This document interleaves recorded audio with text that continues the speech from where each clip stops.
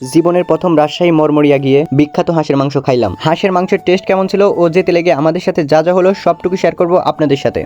Hello everyone, আসসালামু আলাইকুম। আশা করি সবাই ভালো আছেন। আলহামদুলিল্লাহ, আল্লাহর রহমতে আমিও ভালো আছি। তো সব বন্ধুরা একসাথে প্ল্যান করছিলাম মরমরিয়া বিখ্যাত হাঁসের মাংস খেতে যাব। তো আমাদের পরীক্ষা থাকার কারণে যাবো করে যাওয়া হচ্ছিল না। তো আমরা সবাই মিলে একটি ডেট ঠিক করলাম। ডেটটা ছিল শুক্রবার। সবাই একসাথে নামাজ পড়ে বের হব। আর যেহেতু আমরা সবাই ম্যাচে থাকি, ম্যাচের পাশে একটি মসজিদ ছিল, সেখানে সবাই একসাথে নামাজ পড়ে যাত্রা শুরু করব। অন্যদিকে আজকে রাজশাহীর তাপমাত্রা ছিল অনেক। তারপরে আমরা যেহেতু প্ল্যান করছি সেহেতু যাবোই। সবগুলো বন্ধু একসাথে পাটসাটে বের হয়ে গেলাম। আর আমরা 8 জন থাকার কারণে একটি বুরাক নিয়ে যাওয়া শুরু করলাম। আর আমি সামনে বসছিলাম আর আমার বন্ধুরা পিছনে বসে অনেক মজা করছিল। আর খুব অল্প সময়ে আমাদের মধ্যে খুব ভালো সম্পর্ক গড়ে উঠেছিল। এক কথায় বলতে গেলে খুব ভালো বন্ধু। সবাই আমাদের জন্য দোয়া করবেন, এই বন্ধুত্বটা যেন সারা জীবন থাকে। তারপর দেখতে দেখতে অনেক দূরে চলে আসলাম। হঠাৎ আকাশের দিকে তাকিয়ে দেখলাম আকাশের অবস্থা খুবই খারাপ, যখন তখন বৃষ্টি নামতে পারে। আকাশটা কিছুক্ষণের মধ্যে একটি ভয়ঙ্কর রূপ ধারণ করলো এবং শুরু হয়ে গেল অনেক জোরে ঝড়। মনে হচ্ছিল আমাদের গাড়িটাই উড়িয়ে নিয়ে যাবে। তারপরে আমরা এক জায়গায় দাঁড়াইলাম। দাঁড়াইতে বাতাসের বেগ আরো বেড়ে গেল এবং অনেক জোরে শুরু হলো বৃষ্টি। ছোট বাচ্চাদের বৃষ্টিতে ভিজতে দেখে ইচ্ছে হলো নিজেও বৃষ্টিতে ভিজতে। আর আমরা যেখানে দাঁড়িয়েছিলাম সেখানে একটি আম গাছ ছিল। সেই গাছ থেকে আম কুড়ানোর ধুম পড়ে গেল। হয়তোবা এই বছরের সেরা একটি ঝড় ছিল। তারপর প্রায় 30 মিনিট বৃষ্টি ও ঝড় হওয়ার পরে থেমে গেল। আবার গাড়িতে উঠে মরমরিয়ার দিকে যাওয়া শুরু করলাম।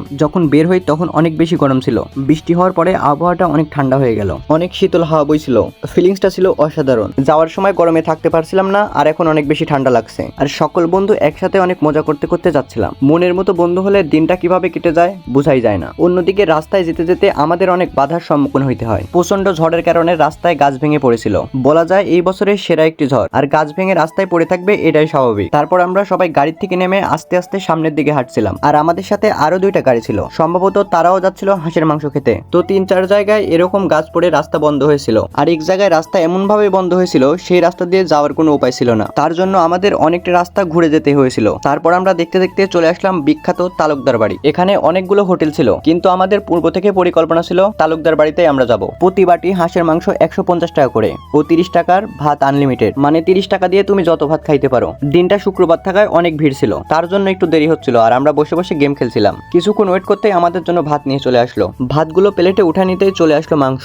আমরা সবাই অনেক বেশি ক্ষুধার্ত ছিলাম, কেননা আমাদের মেসের মিল অফ ছিল আর আমরা সকাল থেকেই না খেয়েছিলাম। আর এখন বাজে প্রায় বিকাল 5টা। প্রতি বাটিতে 4-5 টুকরা মাংস ছিল। তো দেরি না করে ভাতের সাথে মাংসগুলা মাখিয়ে তৃপ্তির সাথে খাওয়া শুরু করলাম। আসলে এর টেস্ট বলে বোঝানো যাবে না, একদম অসাম। আমার কাছে পার্সোনালি অনেক বেশি ভালো লাগছে। সাথে ছিল লেবু ও শসা। মাংসের সাথে লেবু বিষয়টা আসলে অনেক ভালো লাগে। যদি কেউ মরমরিয়াতে বিখ্যাত হাঁসের মাংস খেতে গেছিলেন তাহলে তার টেস্ট সম্পর্কে একটু কষ্ট করে কমেন্ট করে জানাবেন। আর যারা জাননি তাদের দাওয়াত রইল, সময় করে একদিন গিয়ে টেস্ট করে দেখবেন এর স্বাদটা কেমন। এত পরিমাণ গাঢ় ছিল বাটি থেকে পড়তেই চাচ্ছিল না। অন্যদিকে আমার বন্ধুরা অনেক মজা করে খাচ্ছিল।